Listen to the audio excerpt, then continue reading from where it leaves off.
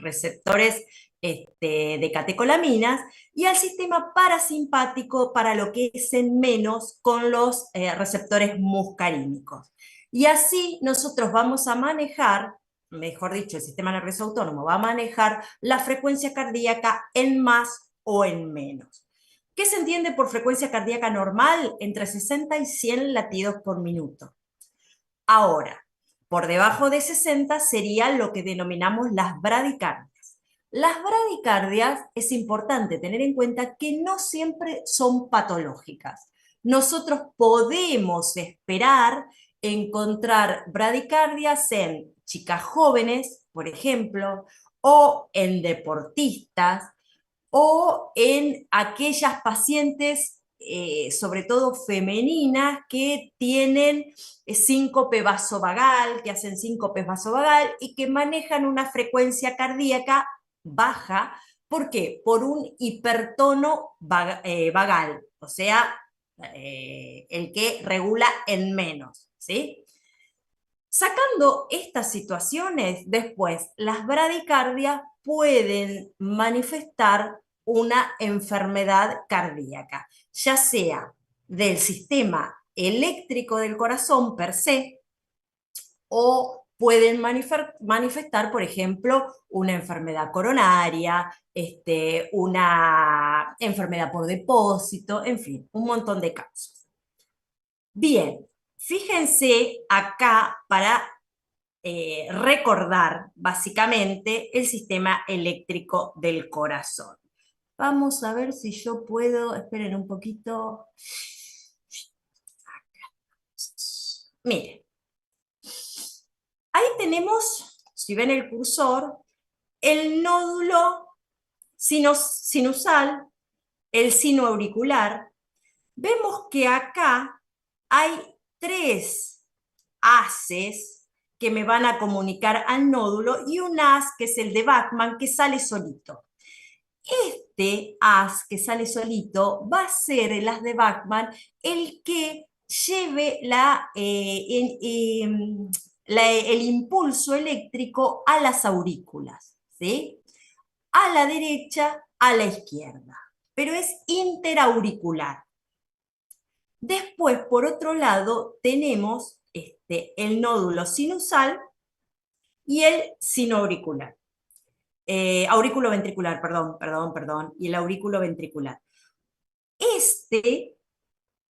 ¿Me ven el cursor?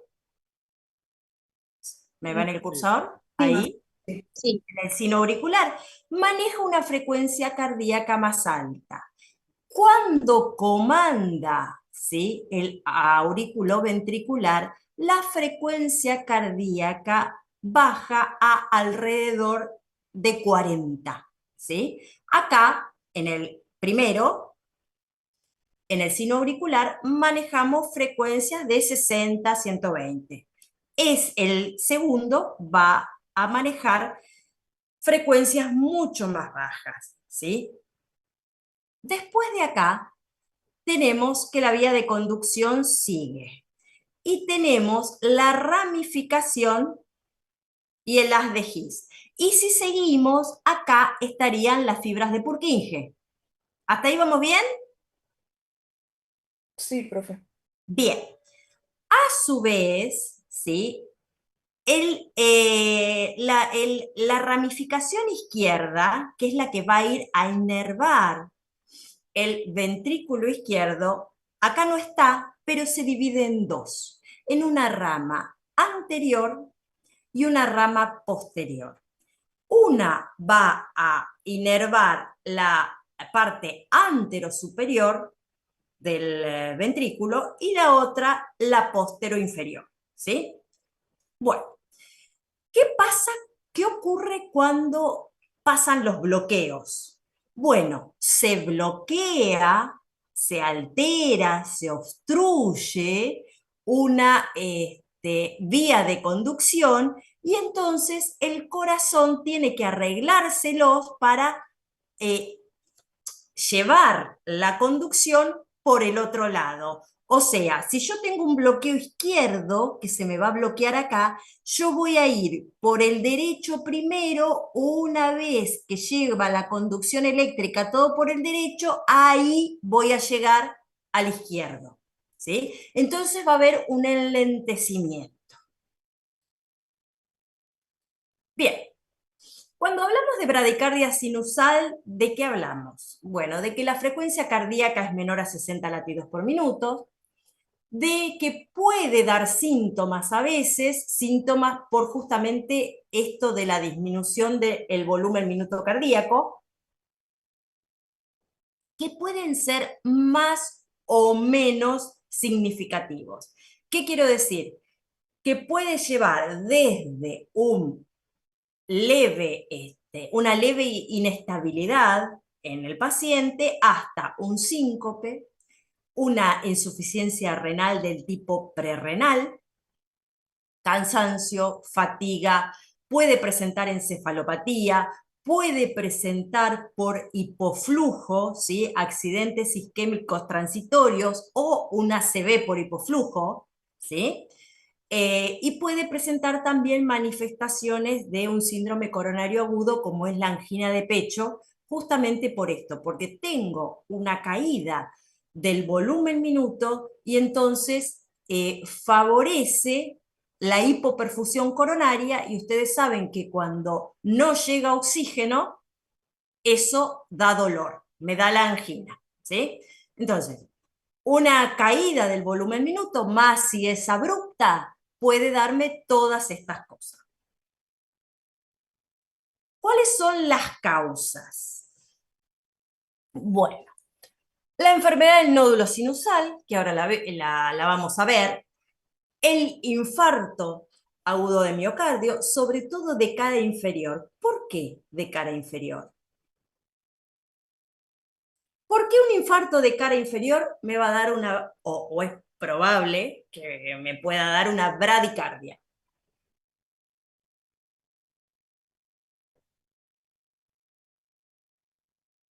Por favor, no me hablan, todos juntos el micrófono no lo abran porque si no, no nos escuchamos. A ver, tiren alguna reflexión. ¿Por qué? Ah, me escribieron bien. Vamos a ver. Esto es lento, ustedes vieron que yo... Ah, bueno. ¿Por qué es por donde pasa el haz inferior? Sí, pero ¿por qué? No está mal eso que me dicen, pero ¿por qué? Abran el micrófono, chicos. ¿Qué les parece? ¿Se acuerdan cuando hablamos de beta bloqueantes? Que yo les dije, o ya no me acuerdo si fue en la clase de beta bloqueantes o cuando tuvimos la clase en simulación, sería por la región infartada, no conduce el impulso. Eh, Eso es verdad, pero no, no es por eso. Justamente es porque se estimula algo, Las coronarias. no, que me va a dar una bradicardia y no una taquicardia, como puedo tener en un infarto de cara anterior, por ejemplo. El vago, profe. ¿Cómo? El vago, exactamente. Porque cuando yo tengo un infarto de cara inferior, esperen un minuto,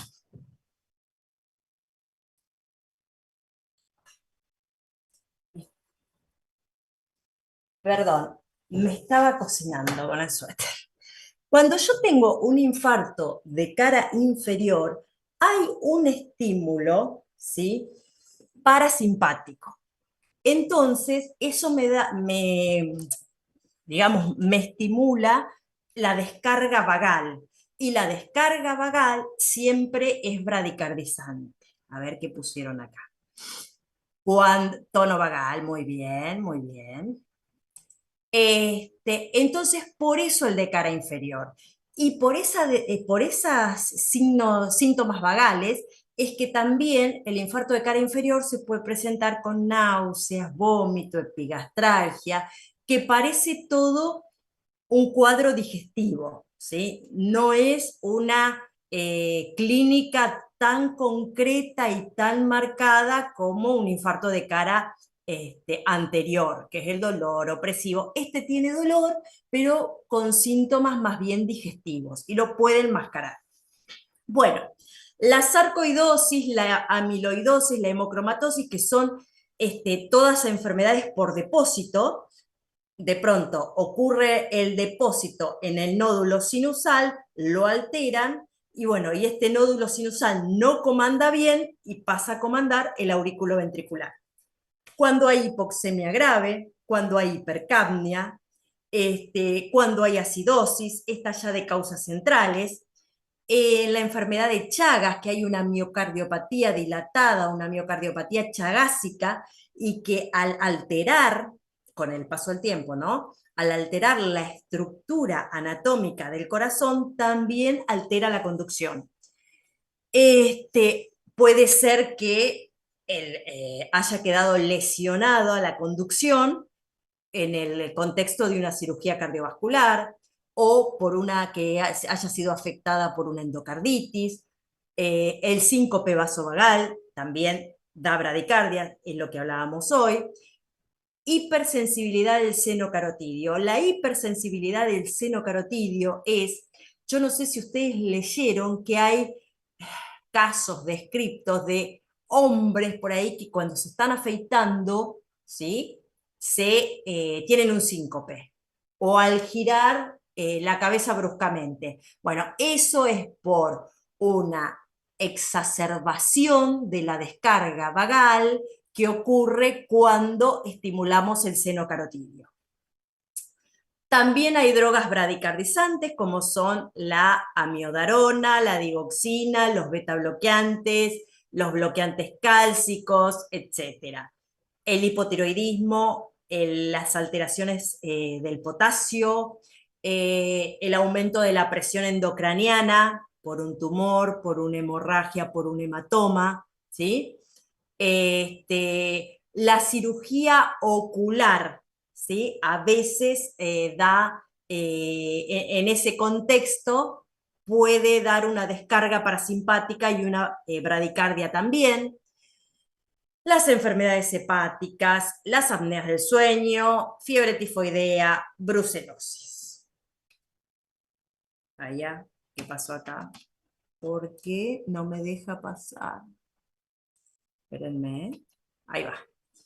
Bueno, ¿cómo estudio a este paciente? Le hago un electro, puedo hacerle un holter, puedo hacerle una prueba ergométrica graduada y lo mando al especialista, ¿sí?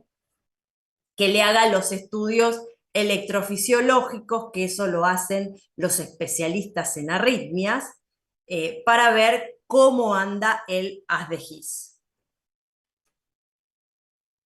¿Y cómo lo trato? Si yo tengo un paciente con bradicardia, lo primero que busco es la medicación que está recibiendo. Si alguna de ellas, supongo yo, o le puedo atribuir la bradicardia, ¿sí? Como algún antihipertensivo, por ejemplo, algún antiarrítmico, como ya vimos, bueno, trato de suspender ese medicamento, ¿sí? Y si es muy sintomático o si es sintomático que mi paciente tiene riesgo de hacer un síncope con el síncope, el síncope por ahí no sería el problema en sí, pero el síncope trae la caída trae la fractura trae la internación, la internación puede traer una neumonía intrahospitalaria y su ruta, ¿sí? Entonces, yo le tengo que tratar de ahorrar a mi paciente todo esto, esta concatenación de hechos desafortunados. Entonces, si necesitara medicarlo, se usa atropina o isoproterenol.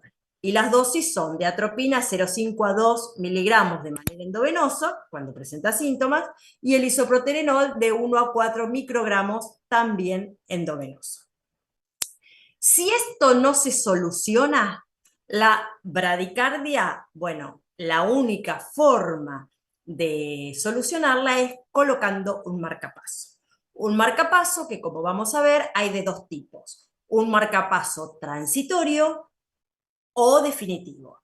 ¿Para qué usaría un marcapaso transitorio? Bueno, justamente es un marcapaso externo que yo lo coloco para que dé su descarga cuando sensa una disminución del latido cardíaco por debajo de 40, entonces descarga y empieza el automatismo, ¿no? ¿Para qué usaría el transitorio? Bueno, para hacer un tratamiento con drogas o para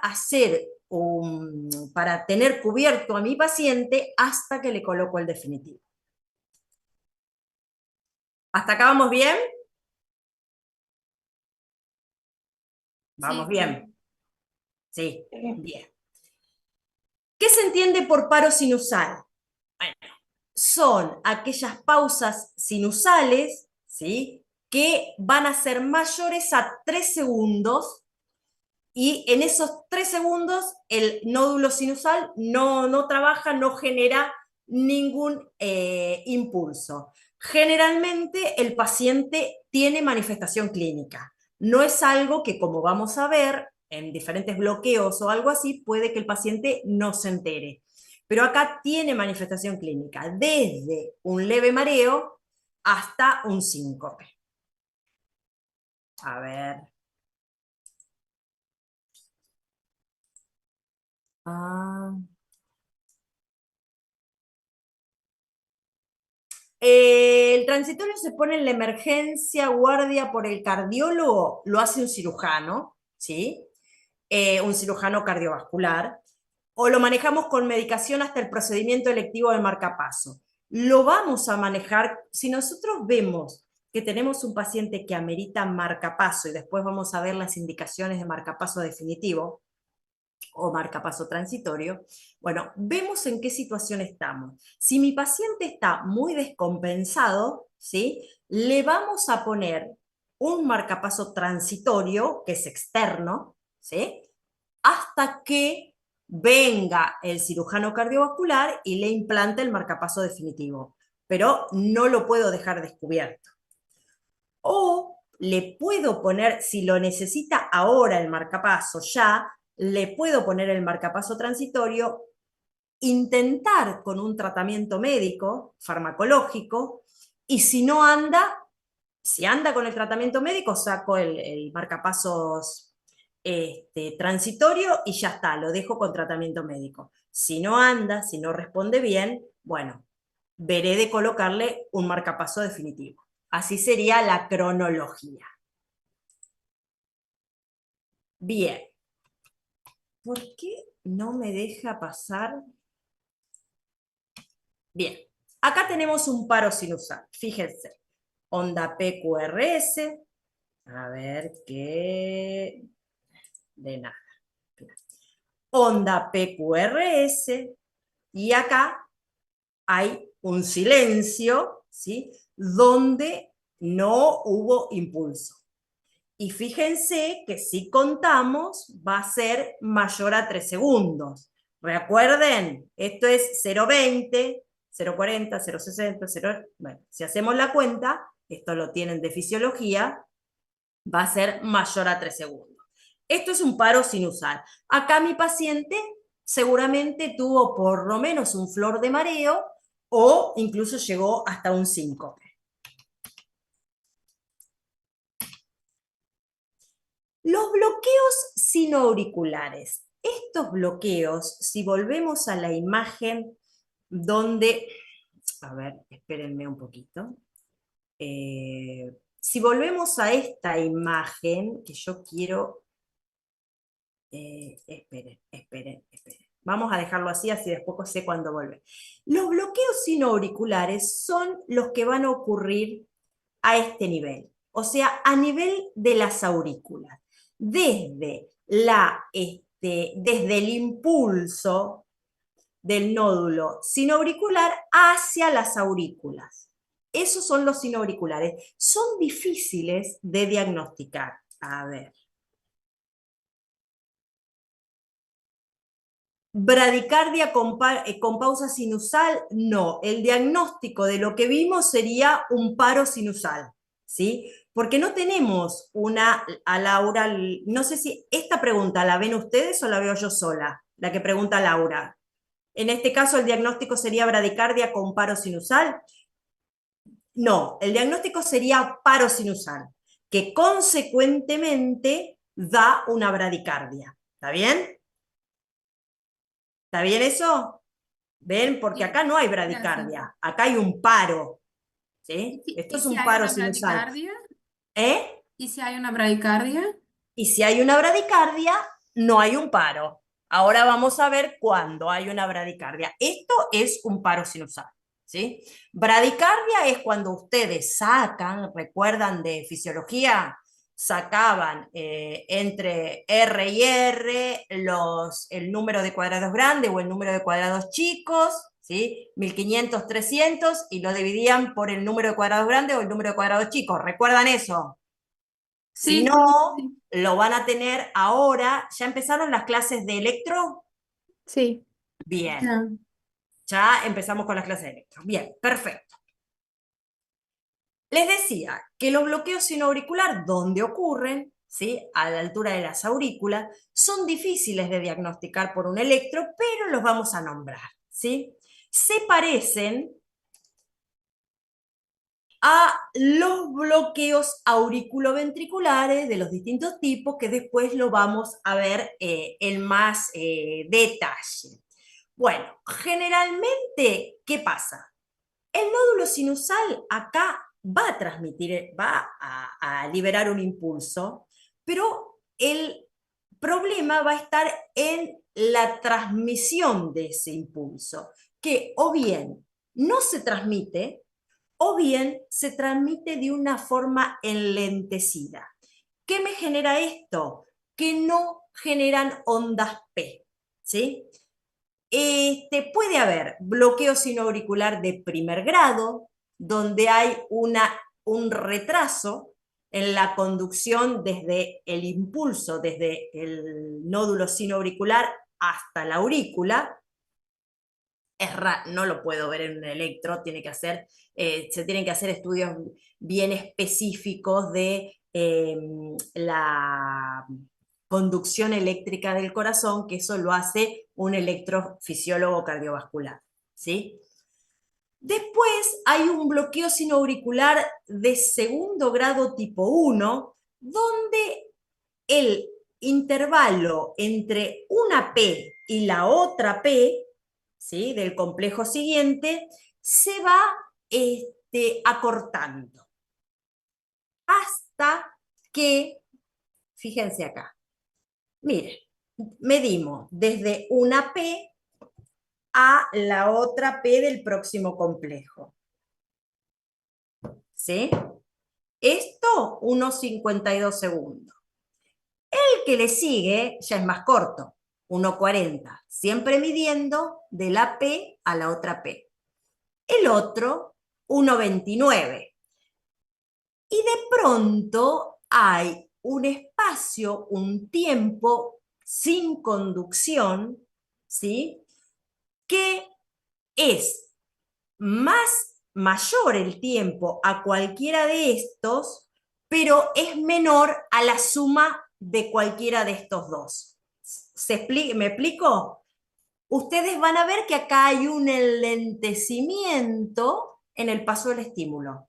¿Por qué? Porque entre un complejo, entre una P, mejor dicho, que precede al QRS, y el otro, la otra P que precede al próximo QRS, hay un tiempo mayor.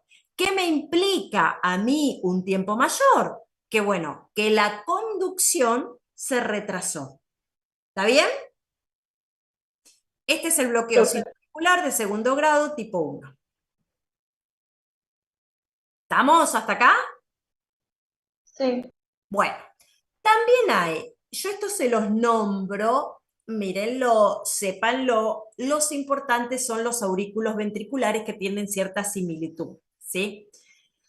Acá es diferente. Hay en el de segundo grado tipo 2, hay un intervalo sin ondas P y que ese intervalo sin ondas P va a ser 2 veces el intervalo previo, ¿sí? También puede ser mayor. Y después está el de tercer grado, que no hay, que no lo podemos ver, ¿sí? Hay ausencias de onda P, pero lo tengo que mandar al especialista para que le haga estudios especiales de electrofisiología para poder registrarlo. Así a simple vista en el electro no lo veo. Y fíjense acá, fíjense, el intervalo PP, este es mayor que este, y después viene este, que hay un retraso en la conducción, ¿sí? Bueno, y esto es el segundo ejemplo que dijimos. Para que sepan que hay este tipo de alteraciones eléctricas. ¿Qué es el síndrome bradicardia taquicardia o también conocido como enfermedad del nódulo sinusal? Es eh, digamos, una alteración fisiopatológica donde lo que ocurre es una manifestación en el electro con una taquicardia, ¿sí? Que puede ser una arritmia con frecuencia cardíaca alta, por ejemplo, un aleteo auricular o una fibrilación auricular, y después eso va decayendo la frecuencia cardíaca, incluso puede llegar a ser menos de 40 y a necesitar la colocación de un marcapaso, ¿sí? Es una alteración en entre una taquiarritmia y una bradicardia severa, donde se ve en ancianos, ¿sí?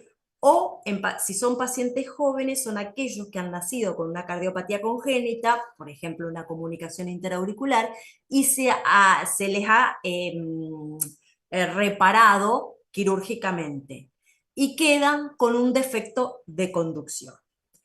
¿Qué característica tiene este síndrome o enfermedad del nódulo sinusal?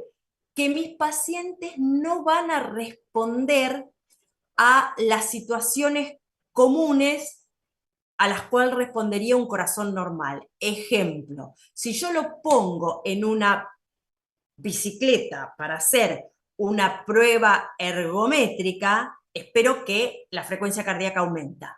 Bueno, no va a aumentar de la manera que debiera, ¿sí?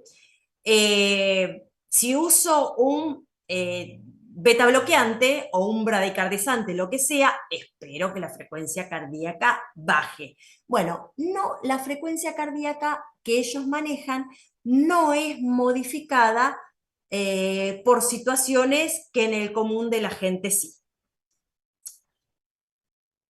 Bien, a ver. ¿Cuál es la diferencia entre aleteo y la FA? Bueno, lo vamos a ver en la clase de arritmias. No me saquen de contexto. Bien, esta es la enfermedad. Después lo vemos cualquier cosa, pero tenemos una clase de fibrilación y aleteo auricular, ¿sí? Así que tranquilos. Pero generalmente la fibrilación auricular es cuando no tengo la despolarización de la aurícula y entonces no tengo una onda P que preceda el complejo QRS. Sí, sí, sí. Pedro, no seas ansioso. Bueno, fíjense cómo se ve en el electro, donde hay una bradicardia, donde hay una taquicardia y hay una arritmia. ¿Por qué digo que hay una arritmia? Porque si se fijan, la distancia entre R y R no es igual, ¿sí? Acá está más espaciada, acá no, acá pareciera que, acá, bueno, hay una alteración del ritmo, ¿está bien? Bueno. Y por ejemplo, acá esto está fibrilado, porque acá hay una onda P, acá no está, acá no está, ¿sí? Acá pareciera que está, acá no. Eso lo vamos a ver después. El tratamiento. El tratamiento de esta patología es de acuerdo a la causa. Si fuera secundaria a una fibrilación auricular, bueno, lo tengo que anticoagular a mi paciente o hacer una cardioversión eléctrica, que después vamos a ver bien en la clase cómo se trata.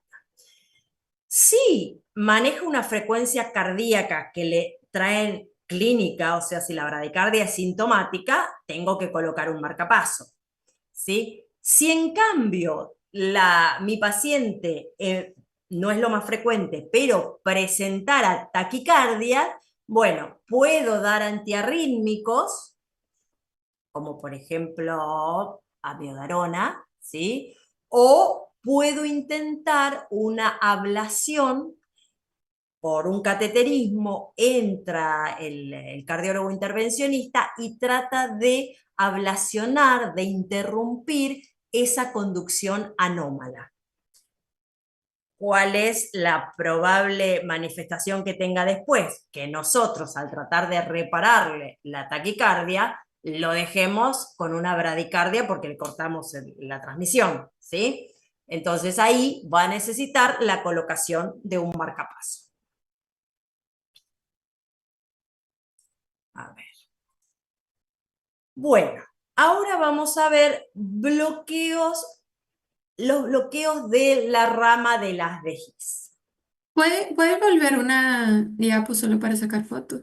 ¿Está? Esta. Bien. Bueno, y ahora vamos a empezar a Ay, hablar gracias. de bloqueos, ¿sí? Tenemos un bloqueo completo de rama derecha. ¿Qué significa un bloqueo completo de rama derecha? Que si nosotros estamos acá, ¿sí? El corazón derecho vendría por acá y pasa el impulso y manda el impulso por este caminito, ¿no? Cuando se bifurca, hay un haz que va a llevar la conducción, va a conducir hacia el izquierdo y un haz que va a conducir hacia el derecho. Cuando hay un bloqueo del derecho, significa que la conducción va a ir por el izquierdo, por el derecho no porque está bloqueado, y después de que recorrió y llevó la conducción al ventrículo izquierdo, va a venir y va a traer la conducción al derecho. Entonces, ¿qué voy a ver yo? Voy a ver aumentado el tiempo de conducción. Por eso un bloqueo. Bien. Ahora vamos a ver dónde estamos. Acá, ¿sí? Justamente, como está alterado, va a haber un retraso en la despolarización del ventrículo derecho. El bloqueo completo de rama derecha, bueno, a veces puede no ser patológico. Puede ser que mi paciente lo tenga, lo tuvo siempre y de pronto se hace un electro y le aparece el bloqueo. Pero muchas veces es una manifestación de una enfermedad cardiovascular, de una hipertrofia del ventrículo izquierdo, etcétera. O sea, ¿puede no ser patológico? Sí, pero también puede serlo. Entonces yo a mi paciente lo tengo que estudiar y tengo que ver ante quién estoy. Si los factores de riesgo, si tiene algún tipo de enfermedad cardiovascular, en fin, interpretar si mi bloqueo puede ser una manifestación de algo. Por otro lado, el bloqueo de rama izquierda siempre es patológico. No hay posibilidad de que sea un individuo que lo trae desde chiquito, como en el caso del derecho. El de izquierdo siempre es patológico. ¿Cómo se va a manifestar este enlentecimiento del paso del estímulo eléctrico? Bueno, esto se manifiesta con un ensanchamiento del QRS. Fíjense, tengo un QRS ancho, ¿sí? Un QRS ancho mayor a 0,12 segundos. Recuerden que un cuadrito chico era 0,04. Entonces tengo un QRS ancho En B1, ¿qué significa esto? Que tengo una R chiquita, S, ¿sí? R'. Cuando vean electro lo van a ver ahora con los chicos, ¿sí? Y tiene una forma por ahí de una M. ¿Mm? También puedo ver una S, lo que se llama S empastada, acá. ¿Eh? Una S empastada, como alargada en tiempo significa empastada, ¿sí? Ahí, alargada en tiempo. Viene el QRS, el complejo, y la S, ¿sí? Fíjense acá, este tiempo. Miren. Bueno, Profe, normalmente, ¿dónde, un profe? segundo, que digo Ok. esto, normalmente ap- esta R, o perdón, la T, esta T que negativiza, ¿sí? Pueden ser una manifestación de sobrecarga. Por ejemplo, un hipertenso lo puede tener, o de isquemia también, sin lesión de un infarto, ¿no? Pero esto me marca a mí que el corazón está sufriendo la inversión de la T. Cuando la tengo asociada a un QRS ancho, tengo que pensar más en un bloqueo. ¿Está bien? ¿Alguien iba a preguntar algo? Yo no veo esta letra M y esta S empastada en el electro. Acá la M, mira, la primera pata, la segunda, la tercera. La primera Ah, pata, ok. la segunda, la tercera. Y empastada acá, fíjate que está más, ¿ves? Ah, ok. Gracias. De nada. Bueno, ¿cuáles son las causas de bloqueo de rama derecha? Como dije, puede aparecer en pacientes jóvenes sin enfermedad. Puede ser una opción, pero cuando yo tengo un bloqueo, tengo que descartar toda patología. ¿Sí? Un bloqueo de rama derecha.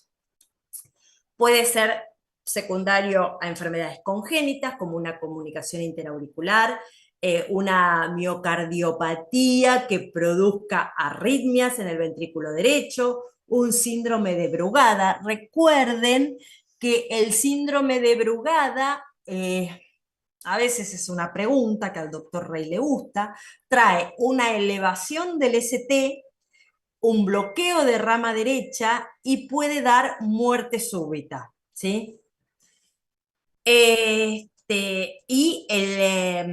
La elevación del ST la encuentro generalmente en las precordiales, de B1 a B3.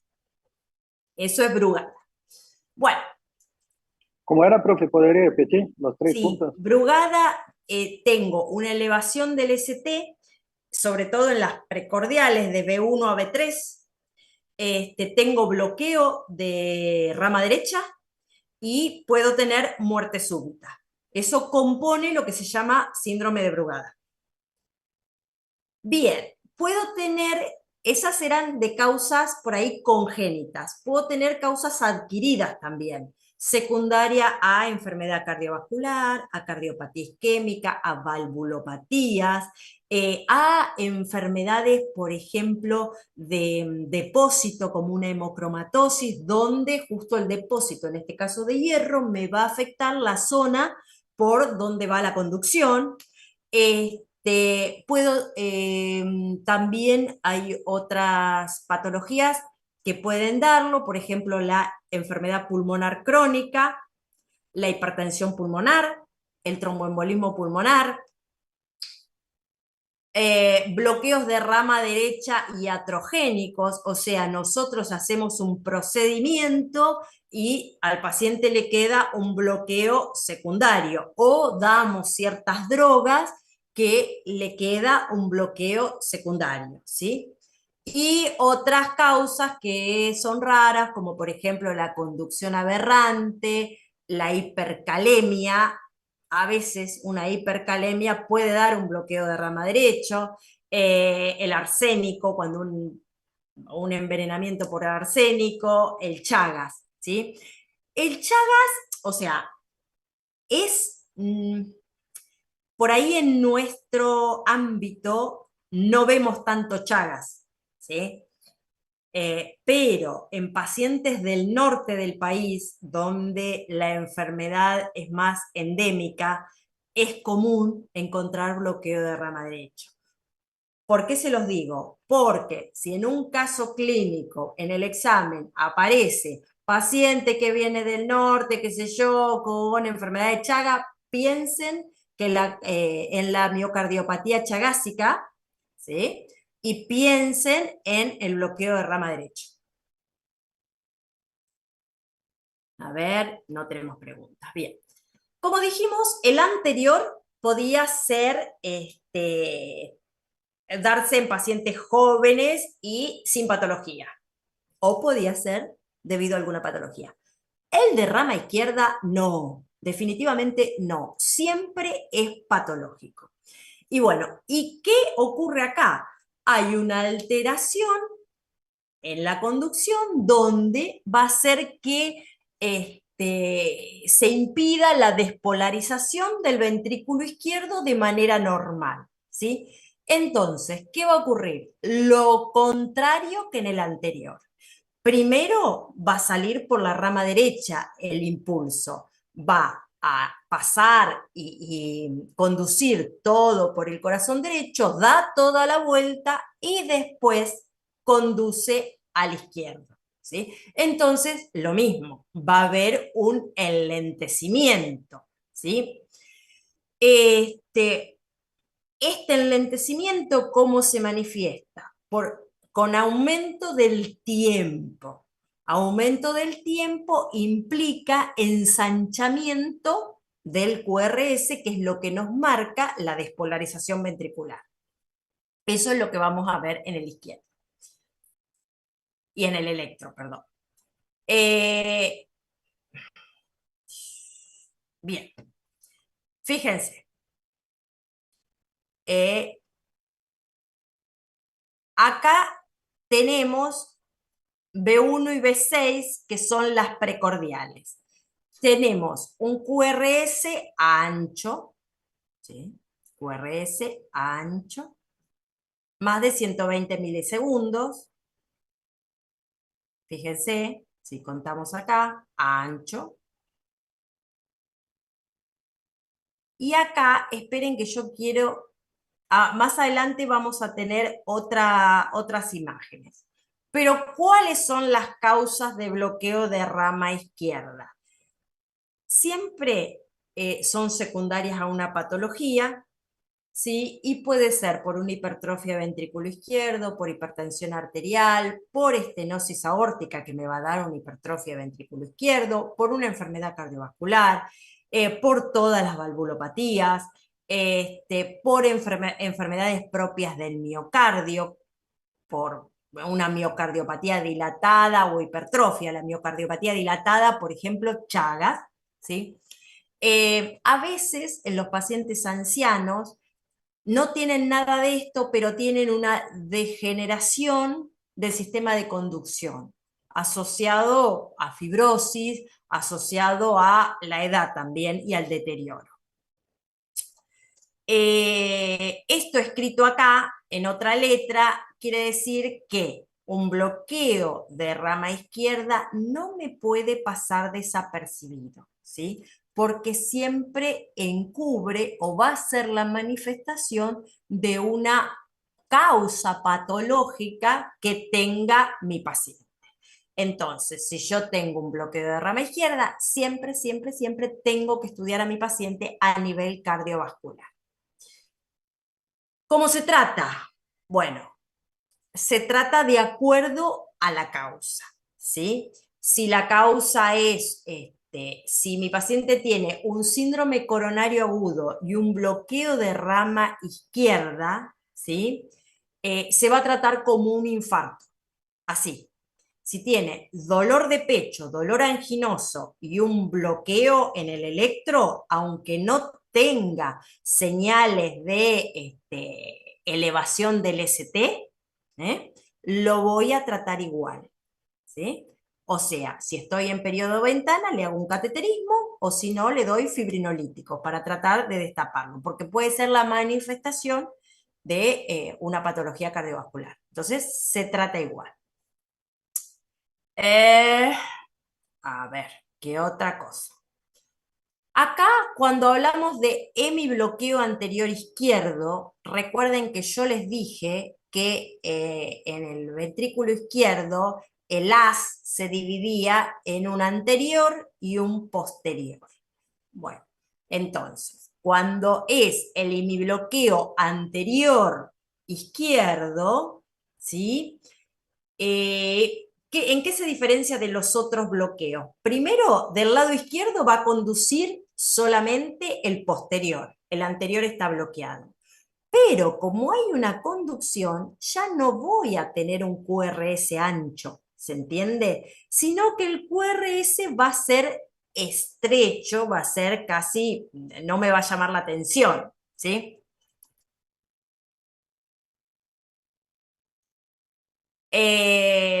Bueno, y acá, entonces, ¿cómo lo veo o cómo lo sospecho? Por el eje cardíaco. Yo, el cardiólogo, cuando veo un electro, ¿se acuerdan en fisiología que ustedes tenían que sacar frecuencia, ritmo y ¿qué más tenían que sacar? Y eje. Esas eran las tres cosas que les hacía sacar la doctora Betina. Y se tomaba. Y muchos se preguntaban, ¿para qué quiero ya saber el eje cardíaco? ¿Qué me importa a mí el eje cardíaco? Y tenían el grafiquito con los 4 cuadrantes y entonces la normalidad estaba en el cuadrante ínfero derecho. Bien.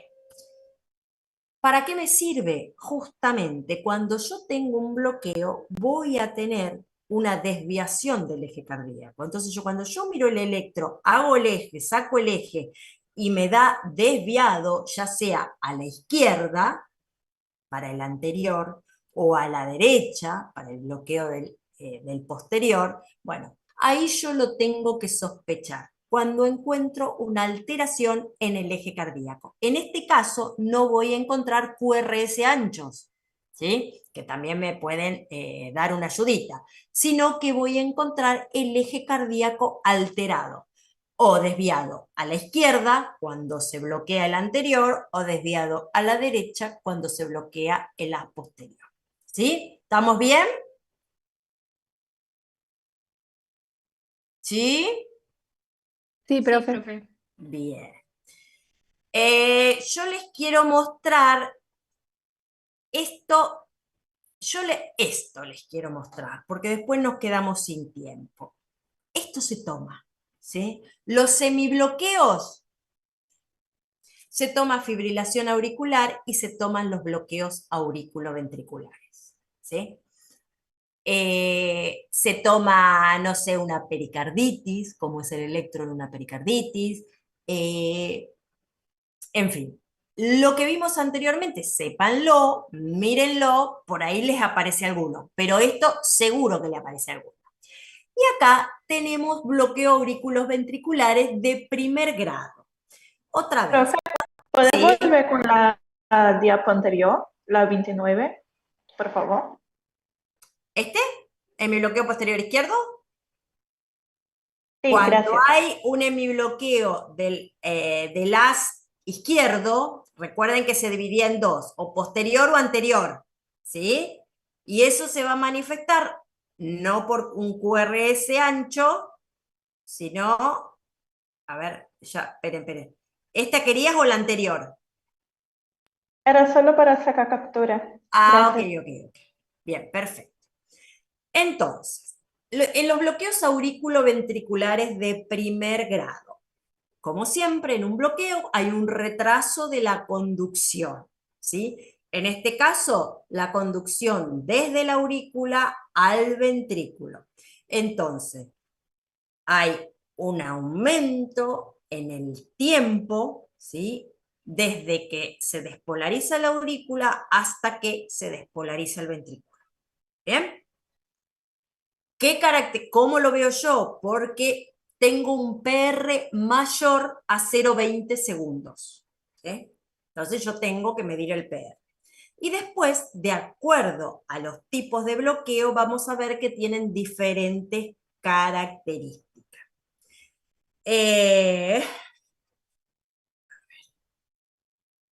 Por ejemplo, el de primer grado, fíjense, siempre en el bloqueo AB de primer grado, siempre se conduce el estímulo a los ventrículos. Y después van a ver por qué aclaro que siempre se conduce el estímulo a los ventrículos. El intervalo PR, ¿sí?, está aumentado. Dijimos que era mayor a 0,20 segundos.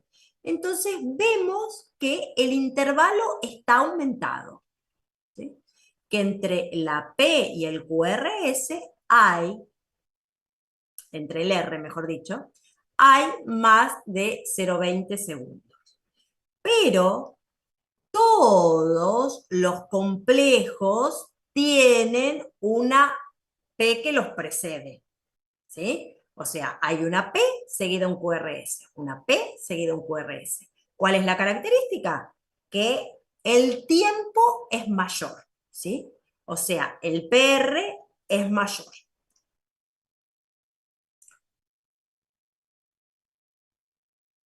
Generalmente no consultan porque esto es asintomático y de hecho generalmente no se hace nada. Se lo deja al paciente, bueno, tiene un PR aumentado, nada. ¿Qué puedo hacer que es de buena práctica? Averiguar, tratar de investigar si ese PR aumentado es secundario a algo, a una medicación, o a alguna situación particular que esté padeciendo mi paciente. Si fuera secundario a una medicación, trato de sacársela. Si fuera secundario a una situación particular, por ejemplo, una hipercalemia, obviamente le voy a tener que acomodar el potasio. Pero quiero decir, no se hace, y si fuera que está porque está, y no es secundario a nada, generalmente es asintomático y no pasaría nada. Después tenemos el de segundo grado Movitz 1. Esperen un segundo, que me estaba quedando a oscuras. Bueno, hay un alargamiento progresivo de los PR, ¿sí?, hasta que hay un latido que no conduce. Y esto se llama fenómeno de Wengenbach. Y ahora se los voy a mostrar. Miren, yo tengo este electro, fíjense. Este es el segundo grado, tipo 1. Tengo un PR, otro PR más largo, otro PR más largo, o sea, el tiempo va aumentando, hasta que tengo una onda P que no conduce, no tengo un QRS que le siga, aparece otra onda P con su QRS. Y seguimos, ¿sí? Es benigno, por ahí en personas mayores hay que tenerle más control, sobre todo, bueno, aparece en personas mayores, pero generalmente no trae ningún síntoma. Entonces recuerden, el PR va aumentando sucesivamente hasta que hay una onda P que no conduce, que no tiene QRS que le siga. ¿Está bien?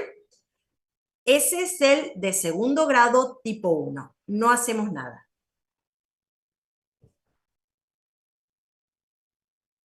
Bien. Después tenemos el bloqueo AB de segundo grado tipo Movitz 2. Este ya no es tan frecuente y no es tan sencillo. Me refiero, no es inocente. Siempre es la manifestación de una enfermedad que afecta la conducción. Después veremos qué es, pero es patológico. Y ¿Cuál es la diferencia? Bien, la diferencia es que tiene PR que no van aumentando como el anterior. Son siempre constantes, constantes, constantes, hasta que hay una P que no conduce. ¿Sí? Esta P está bloqueada y no conduce. El anterior, recuerdan que se iba estirando el tiempo, iba aumentando el tiempo, iba aumentando el tiempo. Acá no. Acá es constante, constante, constante, no conduce. ¿Está bien? ¿Vamos bien? Sí, doctora. Bien. Estos chicos lo van a ver en electro también. También hay un bloqueo AB de segundo grado que se llama 2-1. ¿Sí? Bien. ¿Y qué significa? Que alternando hay una P que conduce, una P que no conduce, una P que conduce, una P que no conduce. No lo puedo catalogar como los anteriores porque para el tipo 1 no tengo las P que se van alargando así hasta que hay una P que no conduce. Esta es alternando una y una y una conduce, otra no conduce, una conduce, otra no conduce. ¿Sí? Se llama de tipo segundo grado tipo 2-1. Y después tenemos el bloqueo AB de alto grado, donde, a diferencia del anterior, hay una P que conduce, hay una otra que no, otra que no. El anterior era uno y uno. Esta es una, dos no, una sí, dos no. ¿Sí? Bueno, acá hay riesgo de síncope, porque yo tengo, fíjense, estoy teniendo dos latidos, sería, que no están despolarizando el ventrículo. ¿Sí? Entonces, acá puedo tener mucha sintomatología y puede ser que me dé lo que se llama un drop attack, que es la caída del paciente en el lugar, caída de rodillas y pérdida del conocimiento. Estos se tratan con marcapasos. ¿Sí? Es muy severa el riesgo de caída. Y después, entre los bloqueos AB, tenemos el de tercer grado o bloqueo completo. Acá la aurícula y el ventrículo están totalmente desconectados, ¿sí? El ventrículo generalmente lo que hace es comandar con el segundo nodo, ¿sí? El aurículo ventricular, que recuerden que comandaba una frecuencia de 40, más o menos, latidos por minuto. El ventrículo comanda por frecuencia de 40 y la aurícula por su lado, con una desconexión total. Entonces, ustedes ven que hay una onda P totalmente discoordinada que a veces coincide la despolarización de la aurícula, por ejemplo acá, con la despolarización del ventrículo. Cada cual va por su lado. Hay una disociación completa entre aurícula y ventrículo. Si yo hiciera un estudio, puedo ver que la aurícula va a latir más velozmente, más rápido que el ventrículo. El ventrículo generalmente lo comanda el aurículo ventricular y va a 40 por minuto. ¿Sí? Recupera su automatismo. Bueno, esto es un bloqueo AB de tercer grado o bloqueo AB completo. Esperen, vengan a ver.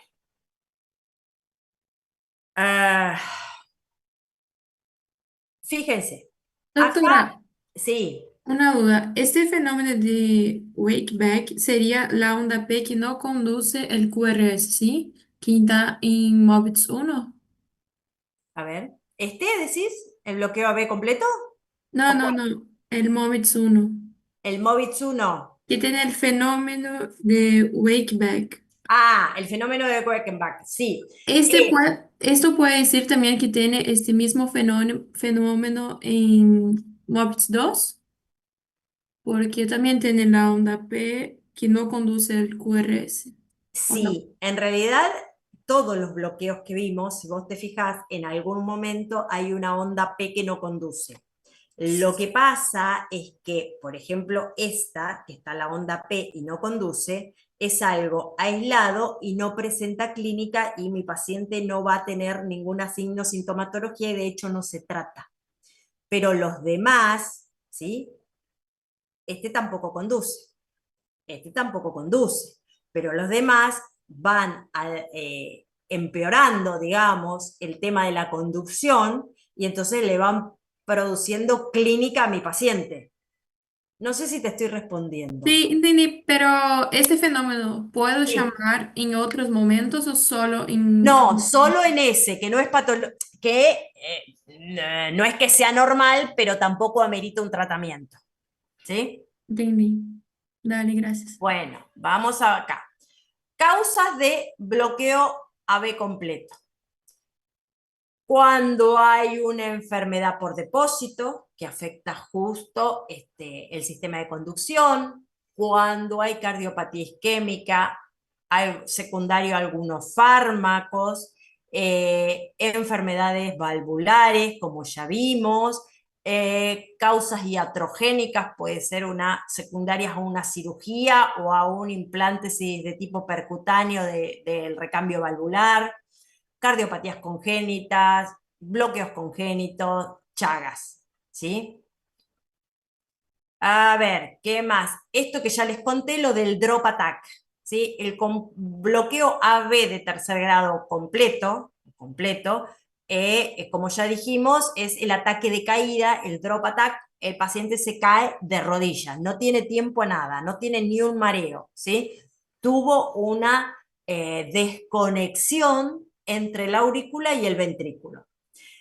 Tal vez lo vean también como síndrome de Stock-Adams. ¿Cuáles son el tratamiento de los bloqueos? Bueno, va a ser de acuerdo a la causa, ¿sí? Y de acuerdo a cómo esté mi paciente en cuanto a estado hemodinámico. Si está muy sintomático y tiene descompensación hemodinámica, bueno, ahí voy a tener que actuar. Si fuera secundario a una medicación que está recibiendo, le cambio la droga, ¿sí? O se la suspendo. Y recuerden que siempre cuando tengo un bloqueo, tengo que descartar enfermedad cardiovascular y tengo que descartar endocarditis. El bloqueo de rama derecho puede ser benigno, el bloqueo de rama izquierdo es siempre patológico. ¿Está bien? ¿Cómo lo trato de manera, a la bradicardia, de manera farmacológica? Bueno, con atropina o isoproterenol. Si esto no anda o si lo quiero tratar de manera definitiva, es el marcapasos. Y acá tenemos un marcapaso transitorio que a mí lo que me interesa es que sepan las complicaciones que puede tener un marcapaso transitorio, como que se me desconecte el cable de marcapaso, sangre, se infecte, en la colocación puede el cirujano hacer un neumotórax, puede producir un neumotórax, puede, cuando coloca el marcapaso, puede producir una arritmia. ¿Por qué? Porque la arritmia la generó la lesión que provoca el catéter al colocarlo. Bueno, y podían tener, ahora ya creo que esto está solucionado, interferencias con los teléfonos celulares. Los de última generación, sinceramente, sé que estaban mejor, no sé si esto sigue existiendo o no.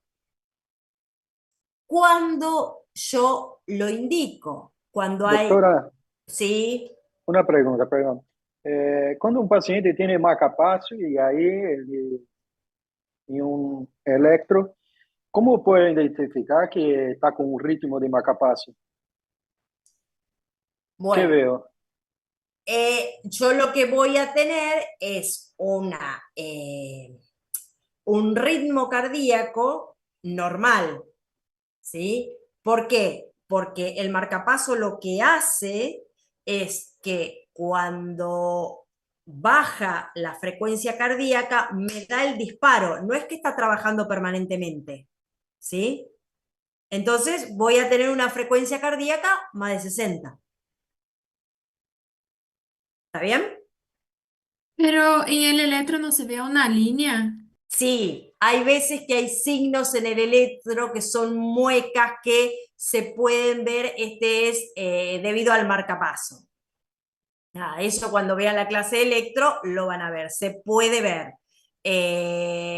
Pero bueno, es si yo no recuerdo mal, se veía en el QRS, ¿sí? La línea del marcapaso como que lo partía al medio. ¿Eso es lo que me están preguntando? Sí, era eso. Bien. Bueno, indicaciones. En las bradiarritmias, en los posoperatorios o posttrasplantes, cuando hay una injuria cardíaca, cuando hay algún tipo de bradicardia que amerite, ¿sí? En los bloqueos cardíacos por endocarditis, cuando hay lesión del nodo AB, bloqueos AB completos o bradicardia en el infarto. Bueno, ¿y qué más? El marcapaso definitivo. ¿Cuándo lo voy a colocar? ¿Cuándo tiene indicación de colocación de marcapaso definitivo? Los pacientes con bloqueo AB completo, con bloqueo AB de segundo grado MOVIT 2, recuerden, los pacientes que presenten clínica que sean sintomáticos con bloqueo AB de primer grado y de segundo grado tipo 1, si no tienen clínica no. Cuando tengo bloqueo de los dos fascículos del haz izquierdo, ¿sí? Bueno, y cuando tengo bloqueo de los tres fascículos, de los dos del izquierdo y de los del derecho, obviamente.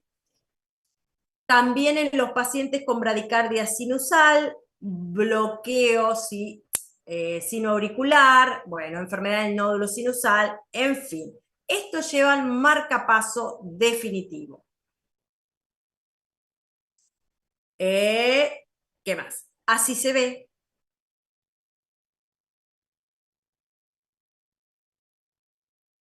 El marcapaso. ¿Está bien?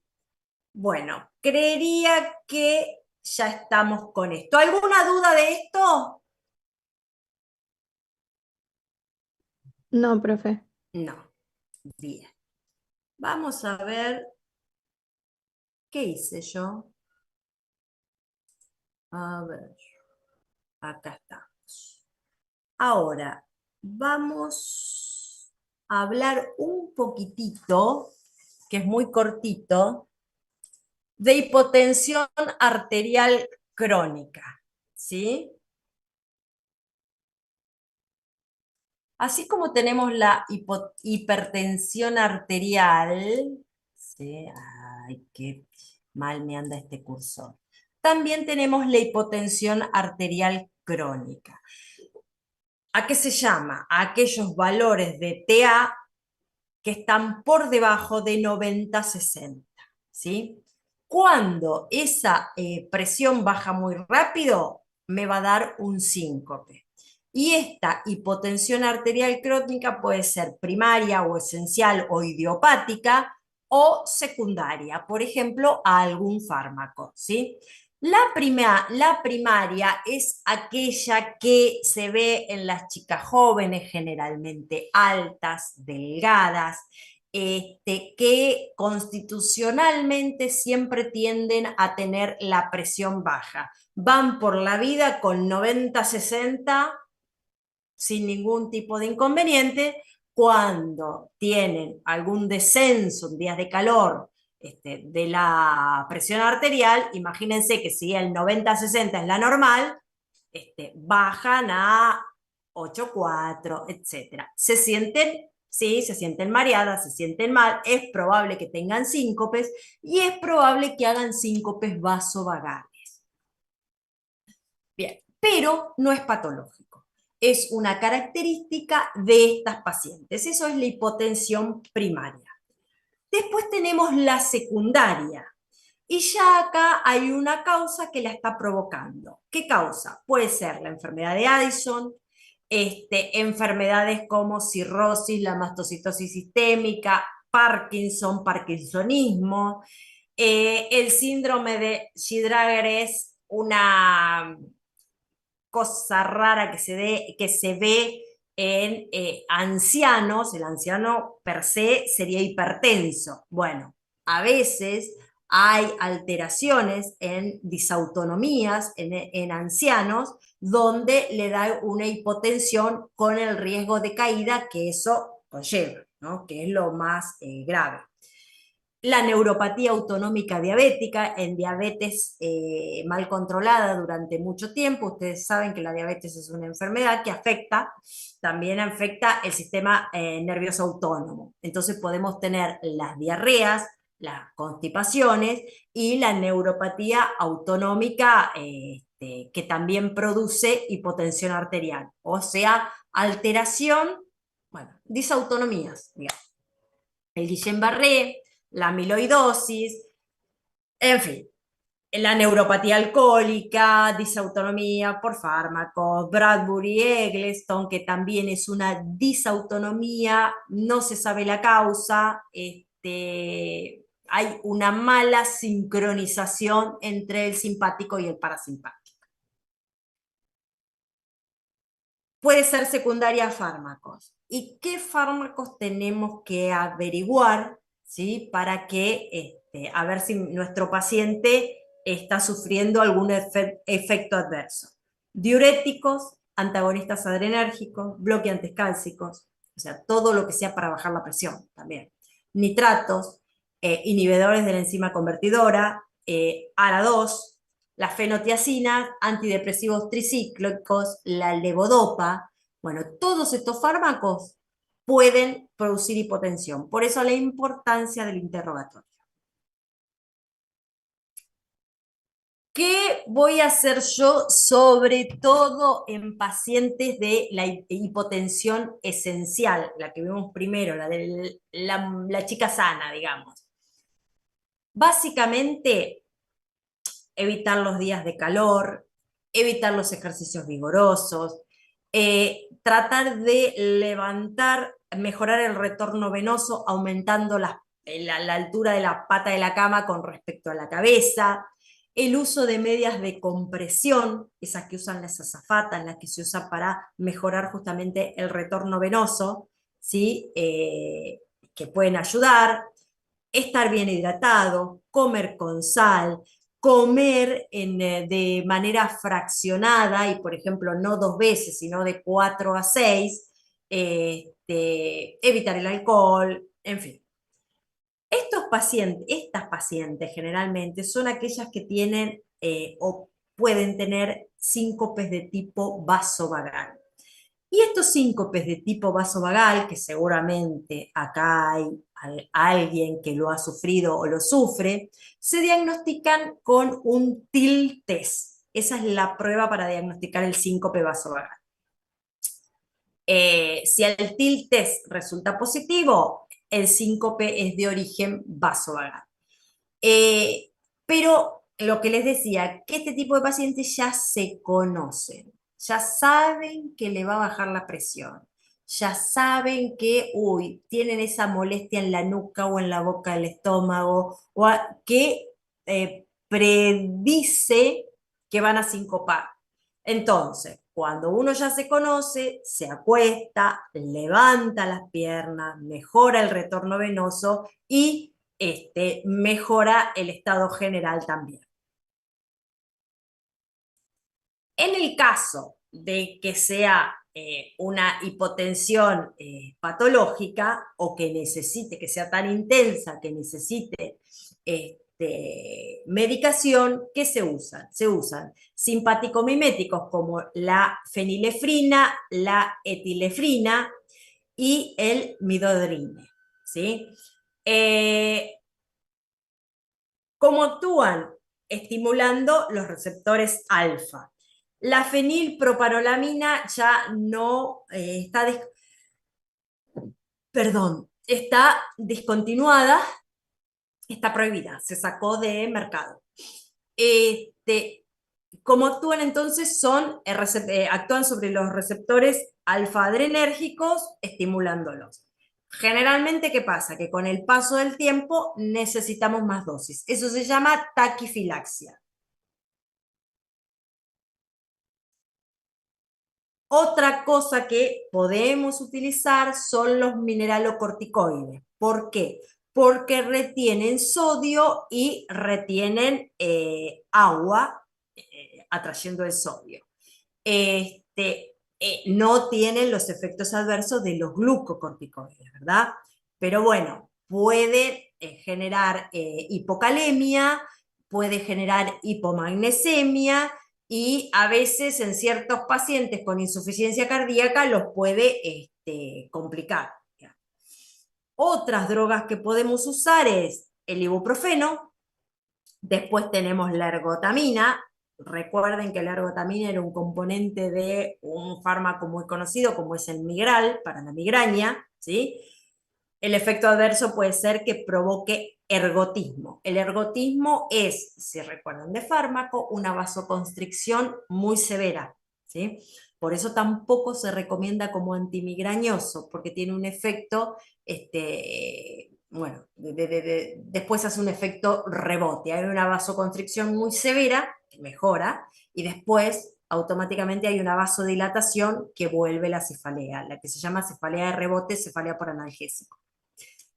Se puede dar en pacientes diabéticos o pacientes con disautonomías, se puede usar la clonidina y el octiotride en aquellos pacientes donde la hipotensión se da luego de una gran comilona, ¿sí? Por eso también es que se recomienda que la ingesta sea graduada en pequeñas porciones y varias veces en vez de hacer 2 comidas al día, ¿sí? ¿Para qué? Bueno, para justamente regular una hipotensión que se da en el posprandio, que sufren algunos pacientes. Bueno, hasta acá llegamos. ¿Alguna duda de hipotensión?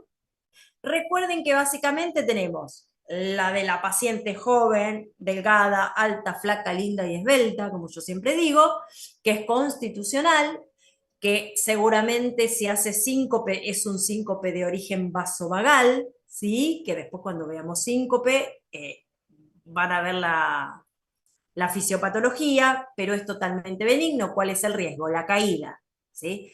¿Cuál es el diagnóstico diferencial? Bueno, en una mujer joven, en una chica joven, el diagnóstico diferencial sería con un síncope de causa neurológica, ¿sí? En un individuo añoso que comienza con síncope y el vasovagal lo hubiese tenido chico, ¿sí? Generalmente el síncope puede ser de origen, por ejemplo, cardiovascular o un montón de otras cosas, pero no lo atribuiría a una causa benigna, como en las chicas, ¿sí? ¿Alguna duda? No, profe. Bueno, perfecto. Entonces, no dejo de compartir pantalla. ¿No me preguntaron nada? No, bien. Dejo de compartir pantalla y nos vemos mañana con los que tienen mañana jueves conmigo, ¿sí? Y recuerden que por 2 semanas me va a reemplazar la doctora Lucía. ¿Está bien? Sí.